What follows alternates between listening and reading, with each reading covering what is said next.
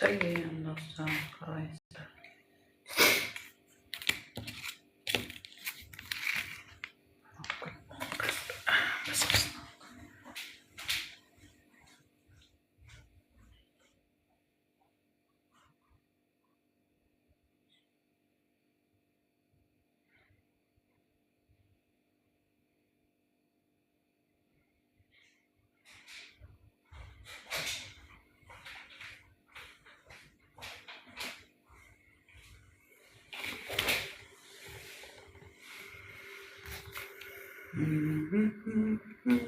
Сәлем, қалайсыздар?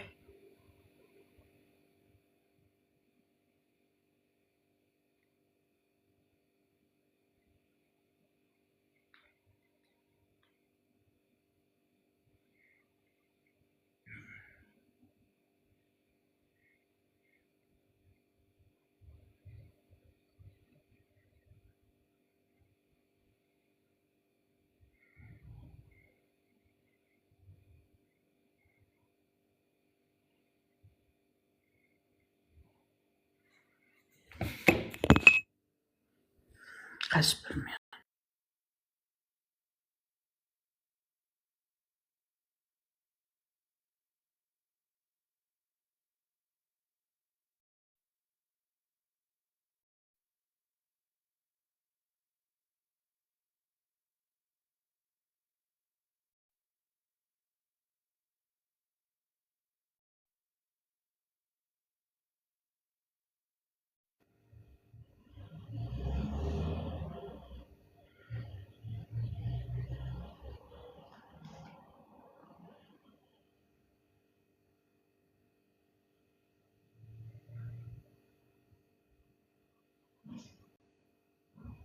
Бүгін жұма ғой, садақа салып жіберейік. Садақа салатын ақша алып екен деп қояды дейді Каспийден. Бәрі көп бір шамалы.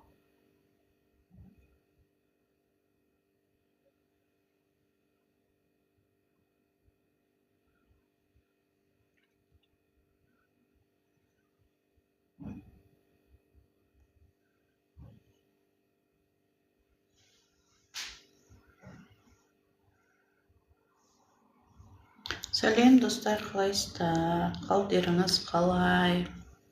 Сіздерді Бепик компаниясына шақырамын. Бепик компаниясы американдық компания. Рынокта 9 жыл. Көбі біле ма, білмей ма, LF8 капсуласымен жұмыс жасаған. 2016 жылы. Қазір акселер, бикардио, регенерейт продукциялар өте көп. Суставқа регенерейт, жүрекке бикардио, актив гринс, зеленый фуд. Продукциялар өте көп. Ешқайсы.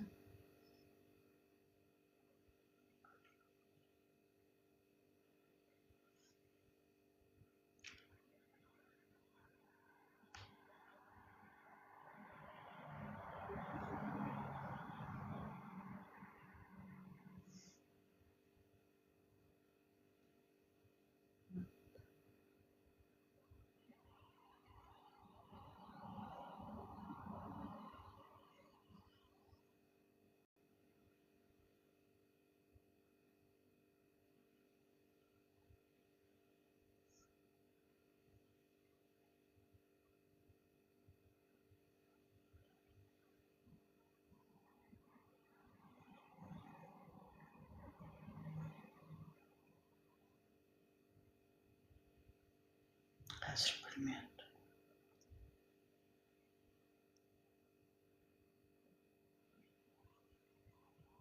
Телефонда жұмыс айтыр.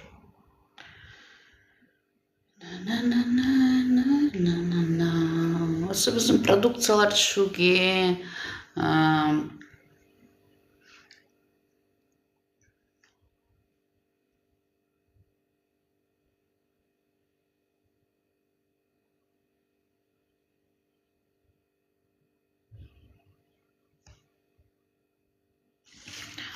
бизнес-партнер болуға шақырамын. Бизнес-партнер.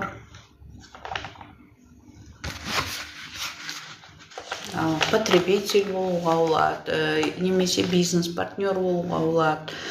Енді көп адамдар, мысалы үшін, заказ беріп отырғанда айтады, мен жұмыс жасамаймын деп. Достар, ешкімді жұмыс жаса деп, ешкімді жаңағы нетпейміз, заставлять етпейміз. Жұмыс жасайтын адамдар іздейміз, бірақ партнерлар іздеймін, жұмыс жасайым. Давай, бұл сетевой бизнес. Көп адамдар сетевой бизнесті түсінбейді, бірақ мен сетевой бизнес арқылы осы үйді алдым. Обычный жұмыс жақсы ғой, обычный жұмыс, стабильность бар да, бірақ ода зарплат көтерілмейді, бір оклад, определенный бір оклад аласыздар, болды. А сетевой бизнеста до этого біршама сетевой бизнесте жасадым, көптеген, бірақ үй алған жоқпын, шыны керек. Дубайға барған жоқпын, оның ақшасымен енді. Украинаға барып келдік, онда да Украинаға өзімнің ақшамен барған жоқпын, қарызға барып келдім. Ол 2010 жыл, 11 жылдары. Тек қана айтарым, осы BP компаниясында ақша бар, достар, компания товар оборотқа ақша төлейді. Тіркелген үшін, бізде тіркелгені бесплатно, бір адам шақырып, ол адам заказ беретін болса, 35 ақш долларымен төлейді. 18 мың теңгенің шамасы теңгемен. Қазір доллар түсіп келе жатыр, продукцияның да бағасы түсіп келе жатыр, ол да бір жақсы. Клиентке де кішкене арзандау болғанда жақсы, бізге де жақсы әйтеуір. А то қымбатса адамдар кішкене нетеді бағасына. Потому что олардың зарплат түсінеміз, зарплаттары өспеген. Қазір енді штуғы 950 теңге, 10 штуғы 9 мың жарым, 15 штуғы 14 мың, 30 штуғы 28 мың, солай кете береді. Мен инстаграмды қоспап қоңыз. Немен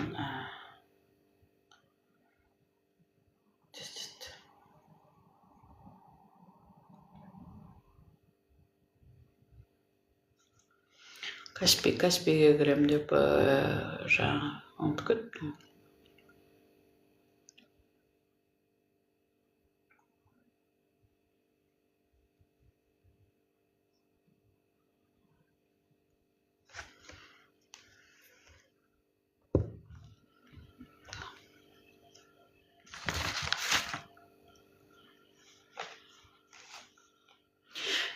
Неге бизнес-партнерлар, бұл сетевой бизнес, достар, поэтому ақша қазір барлық адамға қазір ақша керек. Барлық адамдарға денсаулық керек, солай ма?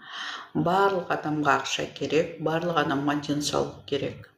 Қазір адам өзінің отбасына дәрігер болып үйрену керек. Енді дәрігер болып, мен айтпаймын, дәрігер болып, таныстарыңызға укол салып, система сал деп айтпаймын, себебі қазір ол адам ауырып келеді, үйіңізге, ол адамда вирус болуы мүмкін, ол адам сізге жұқтырады, сіз балаға жұқтырасыз, бала ауырады деген сияқты. Сондықтан қазір көп система салып, үйге ауыратын адамдарды шақырып қажет емес. Укол салатын адамдарға айтам. Үйлеріңізге ауырған адамды шақырып, укол салып, система салып керек емес. Одан да осы продукцияларды айтыңызда, сол продукцияларды пусть Америкадан алдыртып, өзі почтадан болсын, курьермен болсын алдыртып, өзі ішсін де отбасына берсін. керек емес қазір жаңағы, потому что қазір ауада вирус бар, ол адамдарға жақындағанда ол бәрібір бір-біріне ауыз арқылы бәрі жұғады. Адамдардың киімдерінде болуы мүмкін, шаштарында болуы мүмкін. Негізі қазір әйел адамдар, вообще ер адамдар осының бас киім тастамай жүру керек. Себебі басқа әртүрлі жаңағы нелер ілесуі мүмкін. Сондықтан каждый адам өзінің семьясына сам себе доктор болу керек. Сам себе доктор қалай боласыздар? Бірінші тіркелесіздер, заказ бересіздер, продукцияларды ішесіздер, өздеріңіз қарайсыздар, балаларға кішкентай бересіздер, жаңа туған балаға соскіге жағып бересіздер, артынан қасықпен, бутылкамен су беруге болады.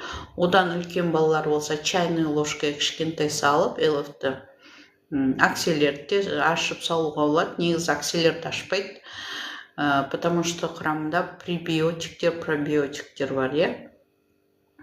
Бірақ енді бала үшін біздер ашамыз да кішкентай етіп суға езіп аузына құйып жібереміз. Или үлкен бала болса, құрғақтай өздері қасықпен жейді, артынан стаканмен су ішеді. Үлкендер енді біздің LF8 капсуласы 12 жастағы баста арналған. LF-ті айтып жатырмын тек қана. LF 12 жастан бастап арналған. 12-ке дейін балдар 5-ке бөліп, 4-ке бөліп солай ішеді. Мысалы, өткенде маған сұрайды, 14-тегі балаға жарты беріңіз деймін. Хотя 12-дегі бала бір капсула арналған, бірақ жарты капсуладан беріңіз. Балаларыңыз сабақты жақсы оқиды. Ұйқысы ашылады, ми ашылады, сабақты оқуы, қабылдауы жоғары болады. Сосын иммунитеті жоғары болады, гриппен ауырмайды. Потому что оның иммунитеті жоғары. Ол күнде ішіп отырса, ол күнде организмге түскен лас нәрселерді, керек емес нәрселердің бәрін шығарып отырады. Қанды тазалап отырады, қаны сұйық болады. Қазір барлық адамдардың қандары қою, көп адамдардың. Поэтому қан қою болғасын қан айналым болмайды. Қан айналым болмағасын уже организм дұрыс жұмыс жасамайды. Сосын бізде өт дұрыс жұмыс жасамайды көп адамдар. Мына актив гринс алып шығыңыздар. Зеленый фуд. Бұл үлкен адамдарға, кішкентай балдарға емес, үлкен адамдарға зеленый фуд. Бір стакан суға есеміз. Таңертең ұйқыдан тұрғанда бір стакан суға езіп, соны ішеміз. Өтті тазалайды, бауырды тазалайды, бауырды қалыпқа келтіреді, өттің жұмысын жақсартады, почканың жұмысы, сахарға жақсы, сахарный диабетке көмектеседі. Кімде сахар бар? Қазір сахар өте көп, сахар, давление. Вот давлениеге не ішем десеңіздер, мен актив гринс ішіңіздер. Давлениесі жоғары адамдар. Сосын кишечник. Ал кишечник тазалаймын, қан тазалаймын дейтін адамдарға актив гринс. Ожирение, арықтаймын дейтін адамдар ожирениеге ішіңіздер, актив гринс ішіңіздер. Сосын тағы не бар?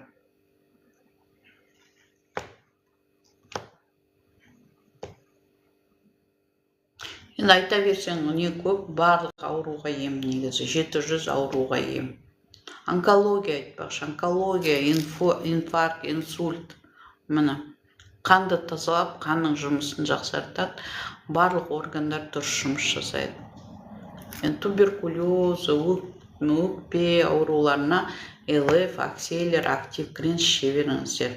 Жүрекке бізде бикардия бар, қан тазалайды, қанның сосудтарын тазалайды, тромб болдыртпайды, тромбты жояды, бикардия ішіңіздер. Әжелерге, аталарға, үлкен кісілерге, өздеріңізге, даже балаға беру болады бикардияны. Тәтті, малиновый вкус, стаканға құясыз, мысалы кішкентай боласа, бутылка қойыңыз, кішкентай тек, нетіңіз кішкентай бала. Үлкен балаға кішкене стаканға, үлкен стаканға езіп беріңіздер, кішкентай балаларға да өте керемет, антипаразитарный. Анан айтуға мүмкін, құрт-құртқа да, құрт, паразит, вирус, инфекция. Кім организм тазалай алмай жүр, осы, сосын акселер бар бізде, бикардио тоже, сосын иммунокод бар біздер. Өткенде акцияда болды, заказ бердік. Иммунокод өте күшті продукция. Ал кім организмде паразиттен құтыла алмай жүрсе, вирустан, инфекциядан құтыла алмай жүрсе, иммунокод алып шығыңыздар вообще. Бізде енді постоянно болған жақсы еді, иммунокодтың қазір енді постоянно болмай тұр. Регенерейт, ал сустав. Кімнің сустав ауырады, ал бел ауырады, грыжа. Грыжа бар адамдарға міне куркуминовый чай ішіңіздер, дыхательная система, астмасы бар адамдарға регенерейт куркуминовый чай, онкология, инфаркт, инсульт бәріне барады. Коллаген бетіңізді ағартады, бетіңізді жинақтайды, морщины разглаживает. Куркуминовый чай ішкен адам беті ағарып, жасарып, жинақтап, потому что құрамында коллаген бар. Куркуминовый чай бар. Ал куркуминовый чайды Африкада куркума тамаққа бал адамдар салатта тамағына. Африкада онкологиямен ауырмайды, потому что олар постоянно куркума ішеді.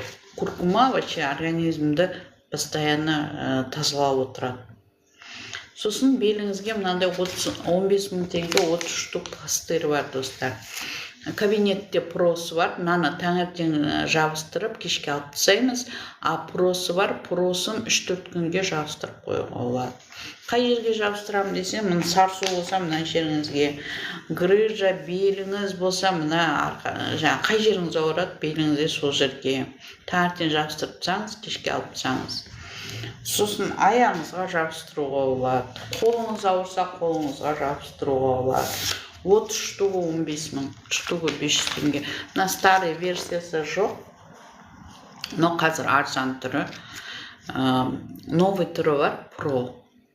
Ол кішкене штугы 1000 теңгенің шамасына келетін бар. 1000 теңге плюс-минус. Аяқ ақсаңдап жүрген онкологияға барады, женские болезни, мужские болезни, инфаркт, инсульт, бәрі ішеді осыны регенерейтті. Осы продуктылардың бәрін ішу керек, достар. Акселер туралы айтам, енді акселер бізде 2018 жылы, екінші продукция бізде. 2016 айлап шықса, 2018-де акселер шықты.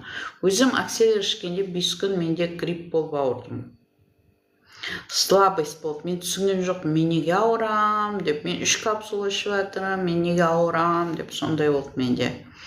Сол спонсорынан сұрасам, ол айтады, бәрі сөйтіп ауырды дейді, оказывается, жалғыз мен емес. Организмді жаңағы вирус болса, инфекция болса, бәрін тазалап шығарып, құрттар болса, соларды өлтіріп, бәрін шығарған болар. Енді шлак, токсин. Қазір енді ондай жоқ, акселер ішкенде ондай грипповать етіп, басында ондай жоқ, менде қазір. Қазір наоборот акселер ішкенде өте жақсы, ұйқым жақсы, таңертең тұрғанда состоянием жақсы, таңертең ЛФ, кешке акселер ішсеңіздер, таңертең ұйқыдан тұрғанда күшті состояние тұрасыздар. Прям ұйықтаған адам болып. Ұйықтай алмай жүрген адамдар болса, ұйқысы қанбай жүрген адамдар болса, спи и худей дейді, арықтағысы келетін адамдар болса, сосын бұл барлық ауруға ем. Лечит он акселер. Қанша уақыт ішем десе, 3 ай ішіңіз, 6 ай ішіңіз, 12 ай ішіңіз. Әркімнің организмі әртүрлі, индивидуальный. Сіздің организм состояниесіне байланысты. Қанша процент денсаулығыңызды құртып жібердіңіз, соған байланысты. Мысалы, жастар болса, олар 3 айда нормализоваться мүмкін, жастар болса. Ал одан үлкен кісілер болса, 6 ай, 12 ай соған болуы мүмкін. Енді айта алмаймын, каждый адам денсаулығы әртүрлі, біреуге былай болады, біреуге былай болады. Енді өздеріңіз ішіп, өздеріңіз жаңағы эксперимент жасауларыңыз керек организмді. Өзім акселер, элф пен акселер ішіп жүрсем, күшті состояниеде болады организм. Прям ұйқыдан таңертең тұрғанда жеп-жеңіл тұрып, ауыр тұрмайсың, жеп-жеңіл тұрып кетесің. Мысалы үшін бүгін түнде мен акселер ішкен жоқпын, бүгін таңертең тұрғанда ауыр тұрдым, білмеймін не екен. Түсінген жоқпын. Да, акселер ішкен. Енді акселер келеді, осы бүгін 5 ма, 5-10 аралығында акселер келеді. Алла қаласа ішеміз. Таусып қалай береді просто. Сондықтан каждый адам өзі заказ беріп, арзан. Қазір бізде акция жүріп жатыр, достар. 5 декабрь, егер сіз 30 LF, 30 ақ акселер, 30 фиолетовый акселер заказ беретін болсаңыздар, кабинетке $20 ақша алмайды. Акция сондай. Новый партнерға $20 скидка. $20 10 мың теңгенің шамасында 10 мың теңгені экономдайсыз. $20 тек қана бір рет алады. Еще $10 тағы скидка беріп, но негізі $110 тұрады. Осы декабрьде $100 тұрады. Сіз сонда $30 экономите. 15 мың теңге ақша экономите. $100 плюс $17 доставка 60 мың теңгенің шамасына шығады. Хабарласыңыздар, WhatsApp-қа жазыңыздар. 8778 115 08 77 профильде бар, Инстаграмда бар. Инстаграмда Салтанат Надирова, менің нелерім толып тұр, WhatsApp номерім жазылып тұр, аккаунттарым бар, бір 10 шақты аккаунтым бар. Енді 10 шақты аккаунт ашам деген ой болған жоқ, басында бір аккаунт болды, 2 аккаунт болды, 3 аккаунт болды, сосын тағы бір компанияға жазылдым, оны қойдым, сосын оларды кетіріп, элфке ауыстырдым, әйтеуір.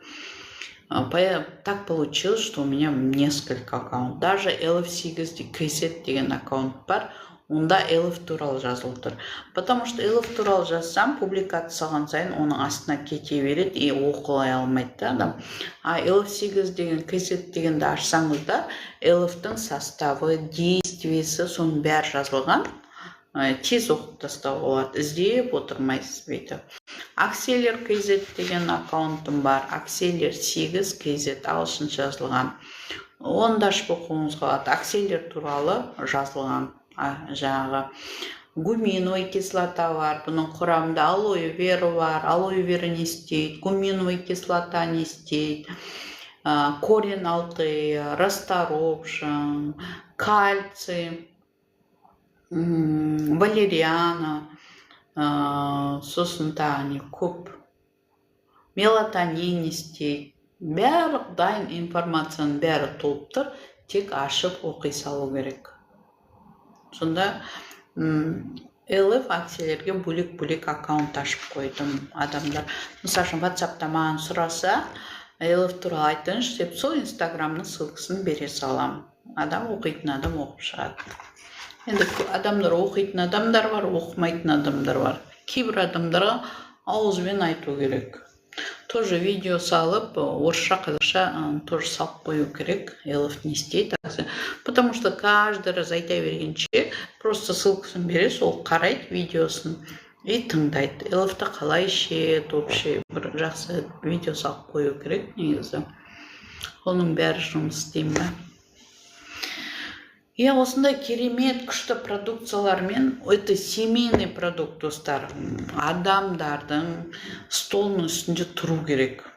Қазіргі 21 ғасырда, осы 2020 жылдан бастап, уже официально айта аламын, что каждый адамның үстінде тұру керек.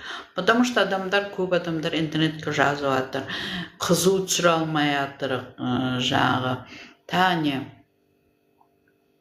Температураны түсіре алмай жатыр, грипп деп, кашель деп, жөтелді қойдыра алмай жатыр. Мен жөтелге, мынау стикер түрі бар, стикер түрі карттар жоқ, достар. Болды өткенде акция кезінде, қазір жоқ. Ойлап едім, айдың басында заказ берем ғой деп, онымен жоқ болып кетті. сол барлық продукцияларды алып столдың үстінде тұру керек, күнде ішу керек. Күнде ылып ішу керек, достар. Ну, хотя бы, бізде Атырауда ылып ішеді, ну, хотя бы ылып ішу керек. Почему? Потому что ауа таза емес. Сен күнде ауаның бәрібір жұтып отырсың. Салқын тимейді, бәрібір тиеді. Қалай тиетінін білмей, салқын бәрібір. Қазіргі үйлерде, терезелер, мына пластик болғалы вообще, білмеймін, бұрын ондай бір салқын болмайтын сияқты, мына пластик болғалы бәрібір салқын тиеді целый день. Қайдан тисе де тиеді салқын. Салқынды шығарады, вирусты шығарады, иммунитетті көтеріп тұрады. Ауырмайсыздар. Ал ауырғыларыңыз келмесе, вот каждый день хотя бы ылып ішіңіздер. Ал өзіңізді өзгерткіңіз келсе, акселер қосып ішіңіз. Енді жүрегіңізде женские, вот женские и мужские болезни, бесплодие, актив кренс, бесплодие, так, эндометриоз, эрозия, миома, киста, не ішем десеңіздер, осының бәрін алып іше беріңіздер, достар. Миома, киста, эндометриоз, полип, 30 штуктан ішіңіздер, достар. 10 штук алып ішпеңіздер, 10 штуктан пайда болмайды, результат болмайды. 30 штуктан. Мен бикардио ішкенде результат болған жоқ, именно 30 штук ішкенде ғана результат болды. Сондықтан каждый продукцияны 30 штугын ішіңіздер, 30 штукта алып. 10 штук дегенді қою керек. Одан результат болмайды 10 штуктан.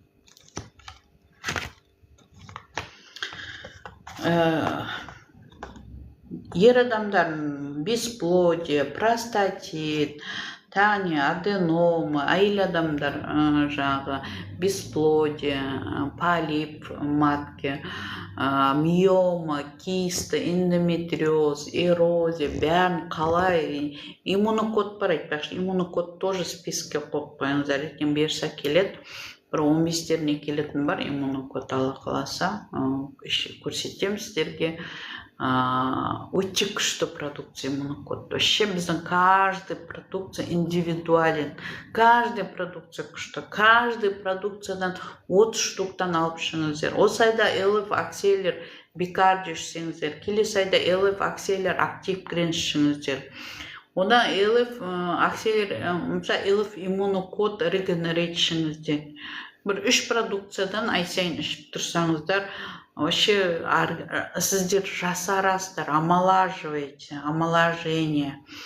Организм, саламатсыз, организмде процесс старения, замедляет процесс старения. 15-30 жасқа жасарасыздар.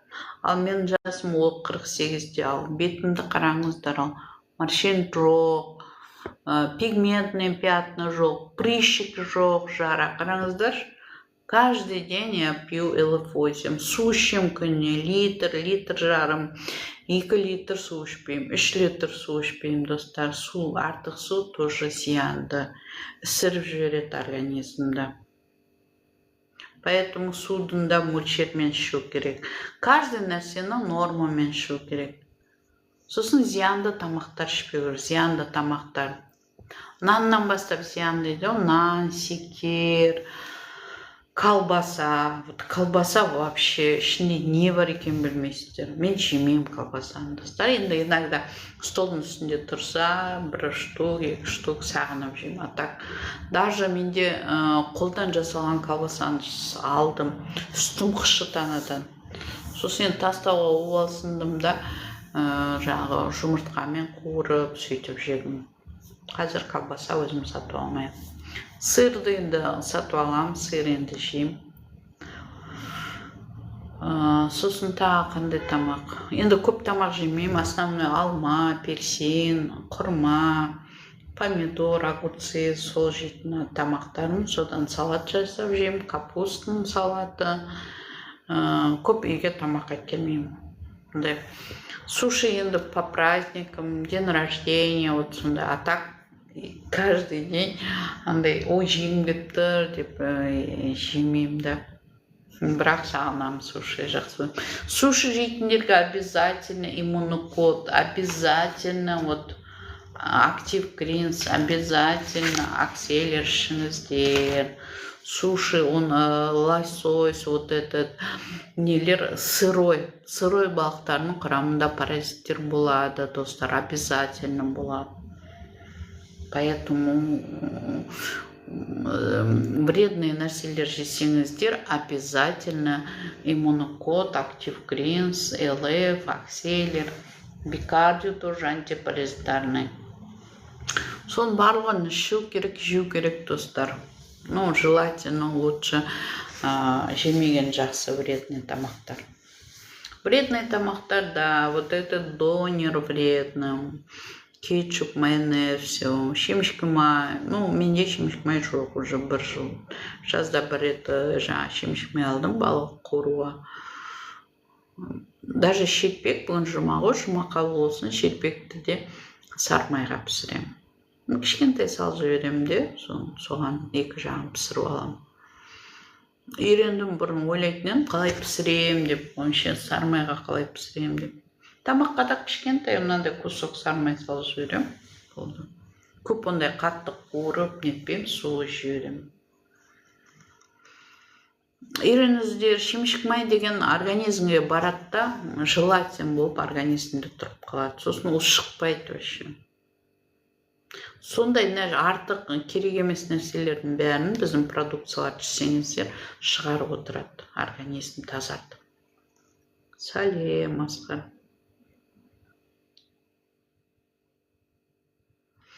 Енді осы күшті продукциялармен жұмыс жасауға шақырамын сіздерді. Жұмыс жасауға. Продукция заказ берем десеңіздер, пожалуйста, продукция заказ берем. Жұмыс жасайын десеңіздер, келіңіздер, жұмыс жасаймыз. Үй алыңыздар, машина алыңыздар, кредиттеріңізді төлеңіздер, кредит жабайық, давай работаем, командная работа, был сетевой бизнес, командный бизнес, игра чисел. Мысалы үшін сіз 5 адам шақырсаңыз, 5 адам шақырса, 30 адам, 110 заказбен бриллиант болуға болады. Давайте бриллиант болайық. Серебро болайық, статус, золото, сосын платина, бриллиант,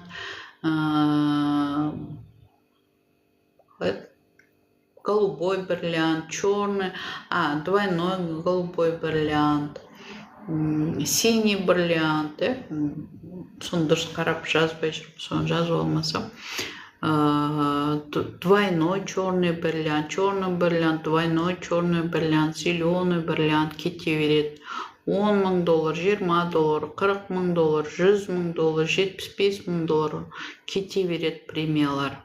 Өте көп, келіңіздер, давайте жұмыс жасайық. Шақырамын. Қорқпаңыздар. Просто каждый день нужно работать. Работать каждый день. Каждый день жұмыс жасаңыздар, әрекет еткен адамға бәрі болады. Әрекет етуге. Күнде.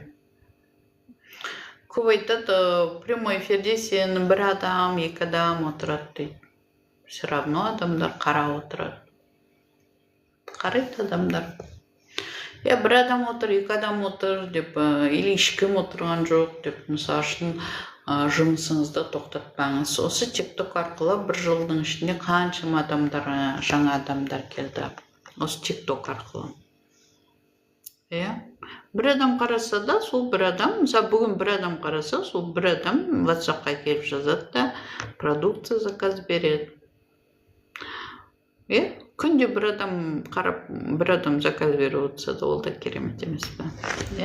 Бір адам деп қарамаңыздар. Концовка прямой эфир біткенде 200 адам, 300 адам. Кстати, менде вспышка.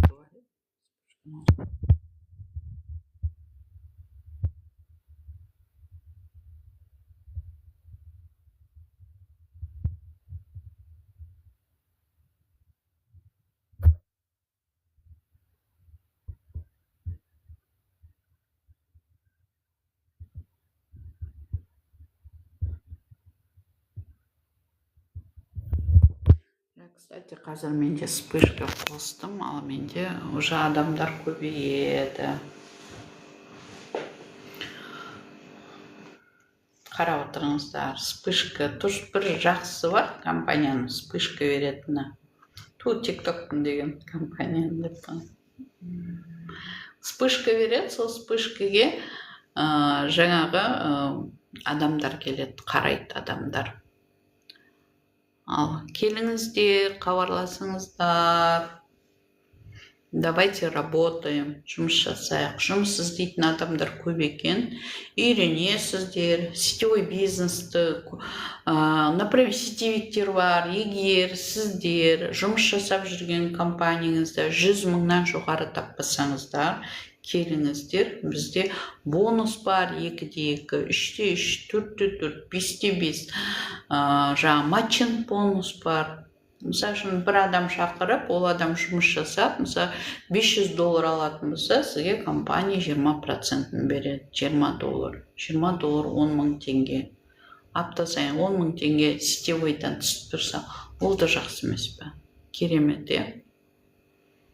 Матчинг бонус, жағы, бинар бізде. Маркетинг план бинар, достар. Маркетинг план айтайын. Бинар деген оңаяқ солаяқ.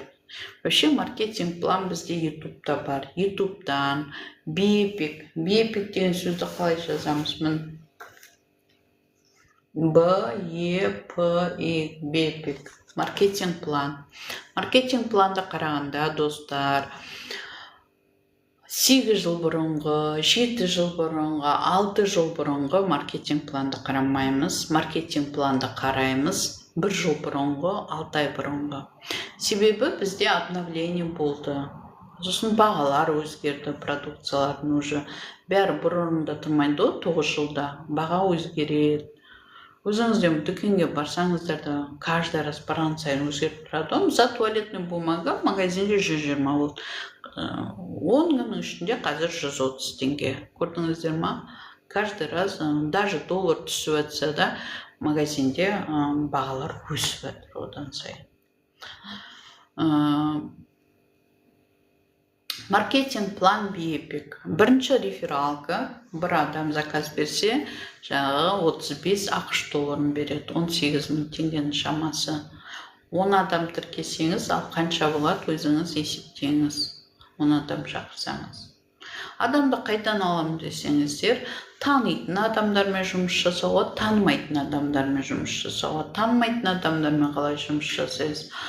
TikTokқа прямой эфирге шығуға болады, Facebookқа публикация жасауға болады, жаңағы прямой эфирге шығуға. Маған вообще-то 3-ші телефон керек болып тұр, чтобы Facebookта прямой эфирді қосып қоюға. Қазір мен Инстаграмда отырмын, Салтанат.Надирова деген аккаунтта 2 адам тіркесешін. Сол 2 адам тіркесеңіз $70 түседі. $70 түседі, $70 где-то 36 мың теңгенің шамасы. Оң аяққа, сол аяққа жазасыз, сосын олар ары қарай адамдар әкеледі. Сіз шақырасыз, олар әкеледі, солай кете береді. Бриллиантқа командада 110 адам заказ беру керек. Бір аптаның ішінде. Средадан среда ақша түсіп тұрады бинар. Бір айда қазір мен 100 мың теңге бинар аламын. Тек қана бинардан. Бір аккаунт емес, бірнеше аккаунттарым бар. Бір аккаунт емес, бірнеше аккаунттарым бар. Барлығына олғанда түсіп тұрады ақша заказ бергенде. Осы среда заказ берсе, келесі осы аптада. Түспейді оның келесіне, бір аптадан кейін түседі. 5%-дан 20%-ға шейін түсіп тұрады. Рефералка. Бинар. Рефералка 1 секундта түседі. А бинар среда сайын, бір апта сайын түсіп тұрады. Сосын лайф бонус жизни бар бізде. $100, $300, 500, 700. Мысалы, 2 адам шақырасыз, 2 адамнан шақырса, барлығы заказ берсе, лидерский пакеттен $100 төлейді. Нормально, 50 мың теңгенің шамасы. Оны төлейді 10-14-ті. Осы 10-14 декабрьдің 10-14-інде $300 түседі маған. Бонус жасадым $300. Ай сайын $300, $400 нетіп тұрам, жасап тұрам. Енді основной қазір мен бонус, лайф бонуспен жұмыс жасап жатқан жоқпын. Основной бинармен жұмыс жасап отырмын. Серебро статус шабу. Ең қиыны серебро дейді ғой. Сереброны жауып тастасам, ары қарай золото, платина оңай деп ойлаймын. Вообще адам командамен жұмыс жасауға адамдар заказ беріп, мысалы менде партнерлар бар, өздері заказ береді. Мысалы кабинетті ашып қарасам, мысалы өздері заказ беріп отырады. Күшті. Мысалы 3 адам шақырсам, олар 3 заказдан салатын болса, болды $300. 4 адам 4 лидерім болса, 4 адам олар 4 заказдан салатын болса, 500, 250 мың. 5 адам шақыратын болсам, 5 адамын шақыратын болса, $700. Все. 5-5 жасасаңыздар, жұмыс жасап керек емес уақытыңызда. Басында бірге жасау болады, соңынан 5-5 жасап, уже зарплатыңыз 400-500-ден асып атса, жаңағы жұмыстан шығуға болады. Мен сияқты үйде отырып, жұмысқа бармай, осылай интернетте жұмыс жасап отырасыздар. Сосын бізде партнерлар жұмыс жасайды. Сосын, мысалы үшін Атыраудан адамдар Атыраудан іздейді. Көрдіңіздер ма? Не важно, ол мен тыңдамау мүмкін, да? Ол басқа адам тыңдау мүмкін тиктокта. Бірақ ол Атырауды іздейді, мен тауып алып, маған жазады адамдар. Или мен табу мүмкін. Мысалы, осылай постоянно қарап жүреді, бір күні WhatsApp-қа келеді де жазады. Элов туралы айтыңызшы, заказ берейін деп едім, қанша болады деп. Тіркелетін адамға мен регистрационный ссылкасын берем, инструкциясын берем, қарап отырып өз заказ беретін адамдар бар. Жоқ, тіркеле алмайым, өзіңіз тіркеп заказ беріңізші десе, өзім заказ берем. Но желательно каждый адам өзі заказ беріп үйренген жақсы. Өзі заказ беріп. Еш қиыны жоқ. Фамилия, ссылканы басасыз, фамилия, имя жазасыз, бәрі латынша, телефон, номер, электронный почта. Сосын странаны Қазақстан ба, Қазақстанды белгілейміз. Видеода бәрі инструкциясы көрініп тұр, айтып тұр, мен қалаймын. Мұны бүйтіп ашасыз, осыны таңдайсыз деп. Болды, басып регистрация жасайсыз. Google'дан кіремін, мысалы, көбі, мысалы, приложениесі может нететін бар, мен Google'дан кірем. Бепик логин деп, Google'дан бепик логин деп жазам да, ссылка шығады, сол бірінші ссылканы ашам да, логин, пароль жазам. Все. Кабинетке кіресіз. Выбрать язык деген бар, русский таңдап алыңыз. Қазақский жоқ, русский. Сосын, жаңа жоғарыда 3 сызық бар, соны бассаңыздар. Карта тіркеп алыңыздар. Мен өзім Freedom банкпен жұмыс жасаймын. Freedom банк покупкаға 2% кэшбэк береді. 1500-2000 теңге айналасында маған кэшбэк беріп тұрады. Өткен айда картамда 500 мың покупка жасаған екен, маған ограничение қойып қойыпты 500 мың теңге. Сосын енді тағы заказым бар, енді қалай істеймін деп ойлап отырғам. Сосын бір жоғалтып алған картам бар еді, соны перевыпустить еттім. 2000 теңге алды, сол үшін. Рақатым, банкіге бармайсың, үйден отырып перевыпускать еттім, жоғалтып алған картамды. Қайтадан өзгертіп берді картамды. Сосын сол картамнан бердім уже заказды. Қазір бұрын ограничение жоғат, бұрын 1 миллиард 372 мың деп тұратын еді Freedom. Білмейм, өткен айда ограничение 500 мыңға салып қойыпты покупканы. Наверное, көп не беріп, кэшбэк көп алып қойған бар, может. Сол Каспиймен заказ беруге болады, Народныймен заказ беруге болады. Баяғыда мен 2017-те Казкоммерцбанкпен заказ бердім. Казкоммерцбанк деген банк болды, соны бердім. Қазір енді Freedomмен берем. Freedom'да енді қалай пополнение жасаймын десеңіздер, мысалы үшін Атырауда Рахатта банкоматы бар, содан салуға. Сосын вокзалда Лимон бар. Лимоннан жаңа Freedom Mobile бар. Freedom Mobileға барсаңыздар, пополнение жасаймын дейсіз, удостоверение бересіз, сосын картаның 4 цифрын айтасыз.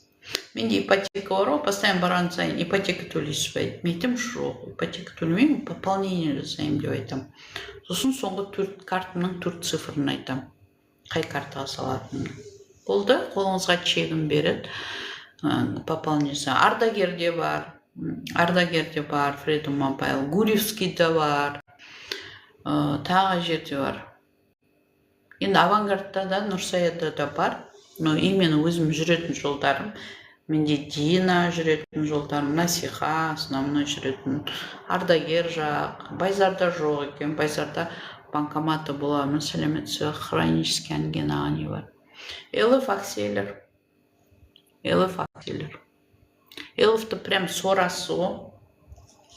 ЛФті аузыңызға саласыз, сосын сорасыз 15 минутта қыттай су ішіп отыр. Сосын акселер. Мынау мен мынау. Қазір как раз не жүріп жатыр, достар, акция. $30 акция. Қазір кабинетте тегін беріп жатыр. Еще $10 тоже минус. Мынау негізі $110 тұрады. Қазір $10 скидка $100 алуға болады.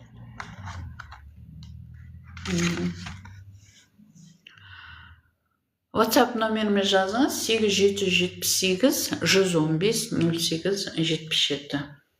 Профильде бар. Инстаграм бар, достар, Салтанат Надирова 8 деген. Любойында бар номерім. Көп менде аккаунттарым. Енді 8 жыл жұмыс жасадым, 8 жылдың ішіне сөйтіп көбейіп кетті. Енді көп аккаунтпен жұмыс жасауды оңай емес, бірақ енді жұмыс жасап келе жатырмын.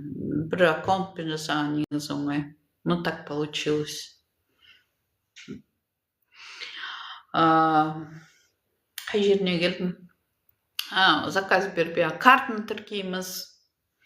Ана жерде счет деген бар, аккаунт деген бар, счет. Соны басаңыз, биллинг деген бар. Биллинг дегенді басаңыздар, карта тіркейтін нелері бар. Бәрін CVD кодқа шейін жазып шығыңыздар. Ешқандай жағы автоматым ақша алмайды компания. Өзіңіз бірақ интернет платежды жауып тастайсыздар ғой, Каспий банкте де интернет оплата деген бар, соны жауып қоясыз, отключить. Мен Freedom'да солай отключить етіп қоямын. Заказ бергенде ашам, заказ бергеннен жауып тастаймын. Бірақ автоматым алмайды өзі. Сол картаны тіркейсіздер, адрес сұрайды, электронный почта бәрін жазасыздар. Сосын шиппинг деген бар. Өзіңіздің адресіңіз, почтовый индекс, состояние KZ деп жазып. Тредсте бар, достар. Салтанат Надирова 8 деген тредсім бар. Сонда регистрационный ссылка, қалай тіркелу керек, қалай картаны тіркеу керек, қалай заказ беру керек, соның бәрі жазылған. Қалай бәрін көрсетіп қойған, қай пакет таңдайсыз, магазинге барасыз, магазинге, вообще кабинетке кіріп үйренген жақсы.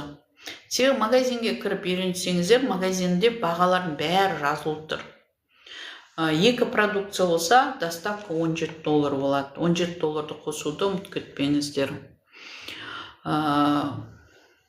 Енді заказ бересіздер, қалай келеді десеңіздер, WhatsAppқа ссылка келеді компаниядан. Великс деген. Великстен курьерский компаниядан ссылка келеді. Сол ссылканы ашып, жаңағы фамилия, имя, орысша жаза беруге болады. Электронный почта автоматын тұрады, ең жазасыз, удостоверение екі жағын түсіріп саласыздар, прикрепить етіп. Адресін жазасыз, телефон жазасыз, болды. Сосын күтесіздер, сізге звондайды. Постоянно қарап отырасыздар, спонсорыңыздан сұрап отырасыздар, спонсорыңыз тоже қарап береді, көмектеседі. Барлық партнерларым заказдарын алды, енді жолда келе жатқандар бар. енді анау мынау форс-мажор болып қалады, кейде кешігіп қалатын. Менің бір партнерім айтады, чиімен болса да келетін уақыты болды ғой дейді. Енді бір ай жарымға бір кешігіп келді. Енді кейде форс-мажор болады, енді мен айтпаймын прям. Енді зат товар болғасын, бәрі болады. Письмо жазамыз, сосын олар жаңа қарайды, тексереді деген сияқты. Өте керемет продукциялар. Өздеріңізді біздің продукциялар ішсеңіздер, еш жеріңіз ауырмайды, өзіңізді өзіңіз емдейсіз, отбасыңыздың барлығын елейсіз, балаңыз болсын, мамаңыз болсын, әжеңіз болсын, жолдасыңыз болсын, осы продукциялар барлығы действует. Өзіңіздің қолыңызда болса, аласызда ішесіздер. Күнде иммунитет көтеріп, жаңағы қызу болмайды, температура, грипп болмайды. Вообще адамдар көбіне грипп қайдан болады? Шаршағаннан болады. Екіншіден салқын тигеннен, вирус тигеннен, инфекция, паразит болса тоже олар грипп туғыздырады. Сондықтан күнде ішіп жүру керек. Күнде организмге поддержка беру керек, достар. Бұл ЛФ акселер, основной базовый. Базовый бізде ЛФ акселер. Каждый день ішіп отырған дұрыс. А егер коллаген, вот суставқа, белге, жаңағы онкология, инсульт, инфаркт, женские болезни, мужские, все женские болезни, все мужские болезниларға осы продукциялар үшін. Коллаген ішіп жүрген адамдарға безопасный, куркуминовый, бізде регенерейт бар, безопасный, достар.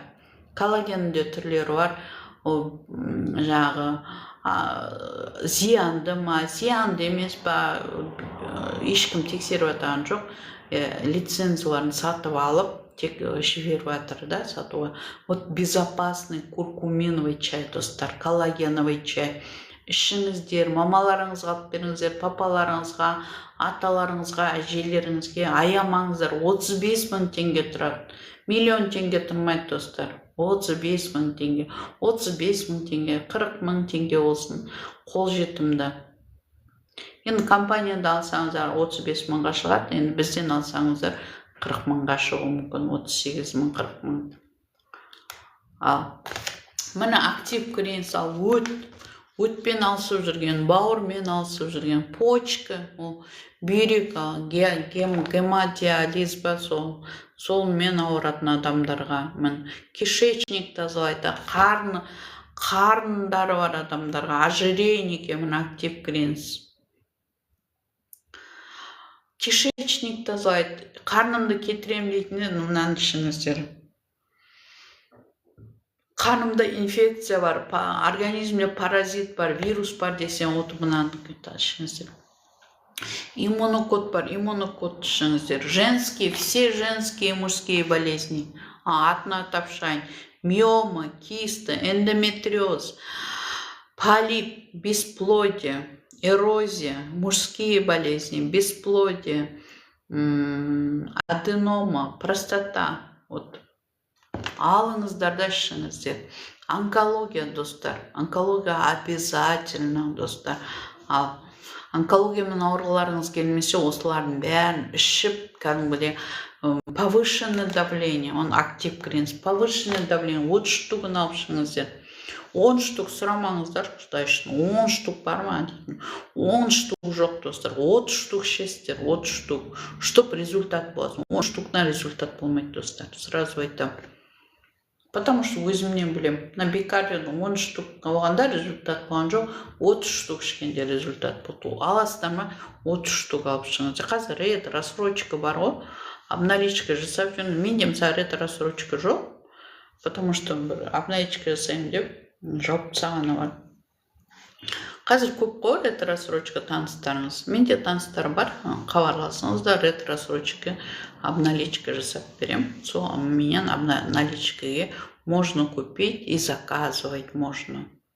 Өздеріңіз заказ беріп үйреніңіздер, или мен заказ берем. Вообще по заказу алып шығыңыздер, сатып алып 5 штук, 10 штук дегенді қою керек вообще. Сол это командная работа, командный бизнес, семейный продукт. Каждый день осыны алып ішсеңіздер, ауырмайсыздар. Больницаның да қажеті жоқ, поликлиниканың да қажеті жоқ. Постоянно скорый шақырып жүрмейсіздер. Өзіңіз үйде отырып. Вообще аптеканың дәрісіне қарағанда арзанға шығады, достар. Аптеканың дәрісі де қазір арзан емес. Бірінші, екіншіден ол еще қаншама противопоказаниясы бар. И еще ол сізге ол емдей ма, емдемей ма, еще это один большой вопрос. А бізден результаттар көп, достар. Результат. Егер сіздің жағы анализдеріңіз ішіп жатса да, анализдеріңіз әлі дұрысталмай жатса, іше беріңіздер. Почему? Потому что ол сіздің ана жеріңізді емдейді. Сізден сұрамайды, ол сіздің ауырып тұрған ана жеріңізді емдейді, мына жеріңізді. Өзі иммунитеттің өзі жұмыс жасайды. Иммунитет бізде жұмыс жасайды. Иммунитет жоғары көтерілген сайын аурулар постепенно кете береді. По очереди. Күту керек. Іше беру керек. Сосын вирустан сақтану керек. Общественный туалетке отырмау керек. Кафе, ресторан туалеттеріне отырмау керек.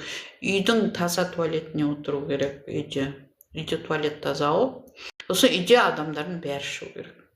Потому что сіз ішесіз, қалғандар ішпейді. Потому что ауа арқылы бәрі шыға береді. Ішкесін барлығы бірдей ішу керек. Сосын вообще LF акселер ішкен адамның кіші дәреті, үлкен дәретінде иіс болмайды, достар. Таза болады. Туалеттеріңіз таза болады. Енді жұмыста туалетке обязательно отырасыздар, отырмайды емес.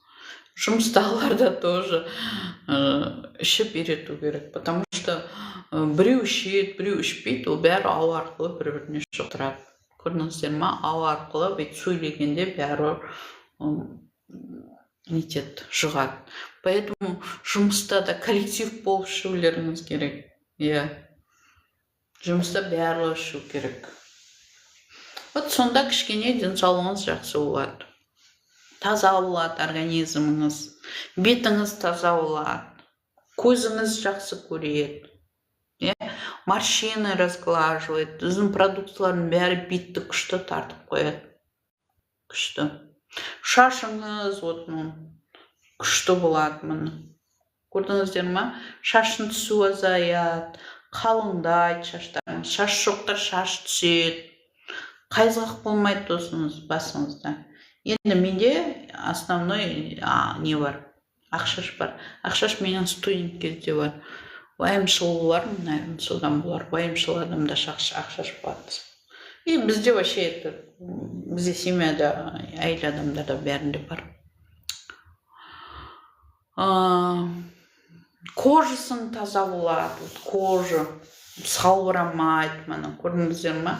48 жастағы адамның кожасы қандай, 20 жастағы адамның кожасы сияқты, 20 жастағы. Осы қолым дұрыс болмай жүреді, қолым дұрыстап, қолым қартайғанский болып жүреді. Осы бір-екі айдың ішінде қолым жақсарып, оны актив кренштің содан болады. Сосын не жағып жүрдім? Алдында бетіме жағып жүрдім, Алматыға барда Rejuvenate жағып жүрдім. Сосын қалғанын бүйтіп қолыма жағып жүрдім. Қолым жақсы нетіпті. Мынандай Rejuvenate болды, қазір жоқ, неге жоқ екен? Это вообще супер продукт. Бетті сықитады вообще. Бетті, қолды, пигментные пятна, морщины, бәрін кетіреді ғой, бәрін. Тания айтайын. Ал келіңіздер, партнер болыңыздар, давайте жұмыс жасайық. Миллиондар давайық. Витамин қанша дейді? Витамин L8 950 теңгеден штугы, 15 штугы 14 мың теңге, 30 штугы 28 мың теңге.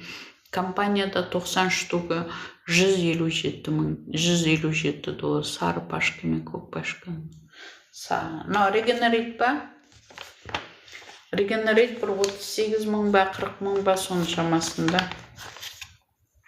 WhatsAppқа жазыңыз шеш, қала, не дейін. $127, $127 сияқты, иә, $110, $127. $127 бізде қанша? 60, 70, 35 мың. Ну, компанияда алсаңыз 35 мың, бірінші айында, наверное, 80 мың болатын бар, $20. 40 мың теңге шамасында. Заказбен алыңыздар, куркуминовый чай, ішінде куркума бар, коллаген бар, жасартады, 15-30 жасқа жасарасыздар. Ал мамаларыңыз, папаларыңыз кабинет ашу керек па? Иә, кабинет ашу керек.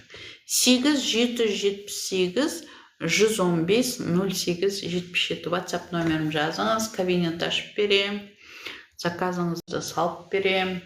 Жұмыс жасасаңыз, жасаңыз. Товар алам десе, продукция алып ішем десең, продукция алып ішем. Ойбай, сені жұмыс жаса деп күнде я не буду беспокоить, қанша теңгемен ашады. Кабинет ашу тегін. Бірақ заказ салғанда $20 алады, 10 мың теңгенің шамасында алады. А мынаны заказ берсең $20 алмайды. Мынау 60 мыңға шығады, 60 мыңмен ашасыз. Мынау өткен айда $20 не алмады кабинетке, осы айда ондай жоқ. Мынау 2 упаковкасы $110 тұрады. $17 доставка, $20 кабинет, $137. $137 деген, наверное, 70 мың теңгенің шамасы. 70 мың теңгенің шамасы. 2 айға, 2 айдың несі. Аяғыңыз ауыр жүрсе, беліңіз ауыр жүрсе, бетіңізді ағартқыңыз келсе, коллаген ішкіңіз келсе, онкология болса, инсульт, инфаркт болса, пожалуйста. 8-778 115 08 77. Профильде бар, апа? Бел ауырады. Мынандай пластырь бар, сосын бізде. Пластырьды обязательно регенеритпен ішіңіздер. Пластырь бар, мынандай 30 штуғы 15 мың теңге. Барлық қалаға доставка бар, 1000 теңге, 16 мың теңге. 3-7-10 күнде барады. 30 штук. Бұл кабинетте жоқ, бұл старый версиясы. Новый версиясы бар, Pro. Оның бағасы бөлек. Ол где-то штуғы 1000 теңгенің шамасына келетін бар. Pro'ның бағасын айтып жіберейін. Pro 15 штуғы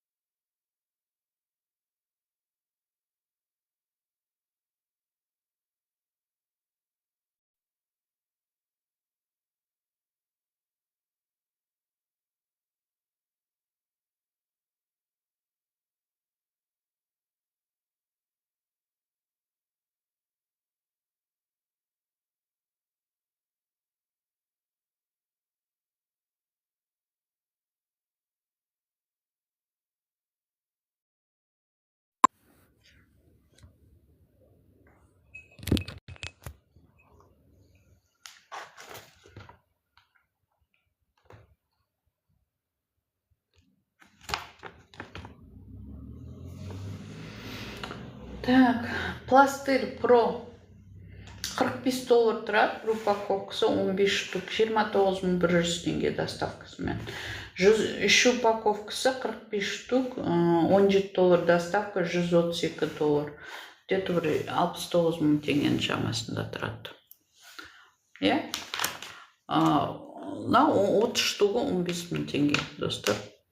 Таңертең жабыстырасыздар, кешке алып тастайсыздар, белге.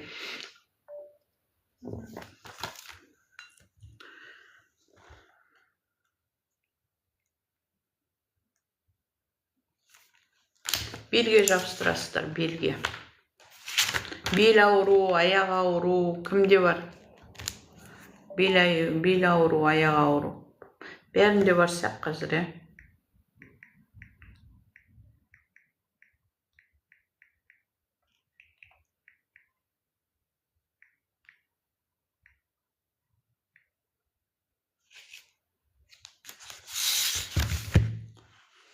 Бел ауырады дейді. Осыны екі айына мынаны алыңыз, да?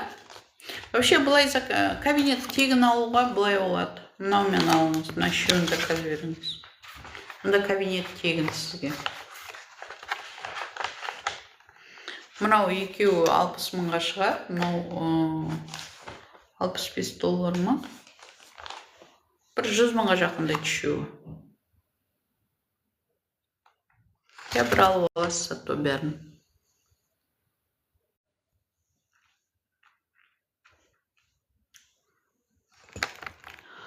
Жақсы ал достар, осымен аяқтаймын, ал сау болыңыздар.